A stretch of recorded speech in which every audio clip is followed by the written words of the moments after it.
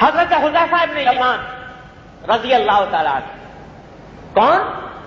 نبی کریم صلی اللہ علیہ وسلم کے رازدار، جن کو کہا جاتا ہے صاحب السر رسول اللہ صلی اللہ علیہ وسلم، آپ کے رازدار، اور وہ صحابی جن کو حضرت صلی اللہ علیہ وسلم نے بڑی بڑی مہمات سپرد کی جہاد کے دوران، وہ کسریٰ کے دربار میں ہیں، اور کسریٰ آپ جانتے ہیں کہ اس زمانے کی سپر پاور، اس کے پاس گئے مذاکرات کے لیے، اور مذاکرات کے دوران سامنے کھانا آ گیا، تواضع کے لیے سامنے رکھا گیا، کھانا کھاتے کھاتے حضرت حذیفہ رضی اللہ تعالیٰ عنہ کے ہاتھ سے ایک نوالا گر گیا نیچے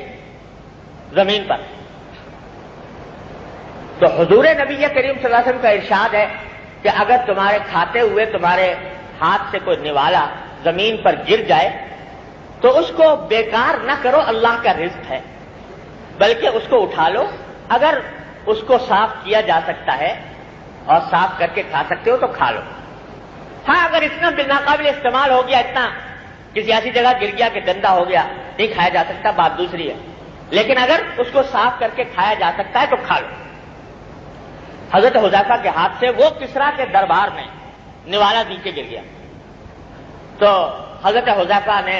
وہ حضور اقدس صلی اللہ علیہ وسلم کا یہ ارشاد یاد آیا، اور انہوں نے ہاتھ بڑھا کر وہ نوالا بڑھایا تاکہ اس نوالے کو اٹھا دیں۔ کسی نے بیچ میں سے کوہنی ماری حضرت حذیفہ کہ یہ اس وقت آپ یہ کام نہ کریں۔ مقصد اس کا یہ تھا کہ بھائی کسریٰ کا دربار ہے، سپر پاور ہے، اور اتنا بڑا بادشاہ ہے، اس کے سامنے تم یہ کام کرو گے کہ نیچے گرے ہوئے نوالے کو اٹھا کر کھاؤ گے تو خدا جانے کیا سمجھے گا کہ یہ ندیدے لوگ ہیں اور یہ کھانے کے اوپر اس طرح بل پڑتے ہیں، تو اس واسطے تمہارے بارے میں کوئی اچھا امپریشن قائم نہیں ہوگا اگر یہ اٹھاؤ گے۔ تو انہوں نے کہا کہ اس وقت رک جاؤ، وہی مصلحت والی بات۔ تو جواب میں فرمایا حضرت حذیفہ ابن یمان رضی اللہ تعالیٰ عنہ نے فرمایا کہ اترکو سنت رسول اللہ صلی اللہ علیہ وسلم لہؤلاء الحمقى، کیا میں رسول اللہ صلی اللہ علیہ وسلم کی سنت ان بیوقوفوں کی خاطر چھوڑ دوں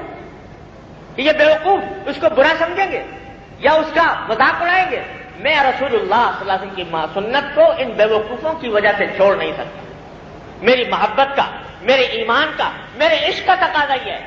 کہ یہ مذاق اڑاتے ہیں تو اڑایا کریں، مجھے تو محمد رسول اللہ صلی اللہ علیہ وسلم کی سنت عزیز ہے، اسی کے میرے دل میں قدر ہے، اسی کے میرے دل میں احترام ہے، اور میں اس کو ہر قیمت پر بجا لاؤں۔ یاد رکھیے کہ صحابہ کرام کی تاریخ اس قسم کی مثالوں سے بھری پڑی۔ کسی موقع پر لوگوں کی مرعوبیت، یہ کیا کہے گا، یہ کیا مذاق اڑائے گا، یہ خیال کبھی بھی ان کو محمد رسول اللہ صلی اللہ علیہ وسلم کی کسی سنت سے باز نہیں رکھ سکا۔ اور آپ نے دیکھ لیا کہ نوالے بھی اٹھا کر کھائے، ٹخروں سے اونچے لباس بھی پہنے، محمد رسول اللہ صلی اللہ علیہ وسلم کی سنت پر عمل کرتے ہوئے سارے کام کیے، اور اس کام کے باوجود دنیا سے اپنا لوہا منوائے، دنیا کے سامنے کو اپنے سامنے جھکنے پر مجبور کیا۔ قیصر و کسریٰ کی بڑی دبدبے والی سلطنتیں ان کے آگے سرنگوں ہوئی، ان کا نام سن کر قیصر و کسریٰ کے ایوان تھرانے لگے۔ یہ اس وقت جب انہوں نے محمد رسول اللہ صلی اللہ علیہ وسلم کی سنت پر اس محبت، اس عشق کے ساتھ عمل کیا۔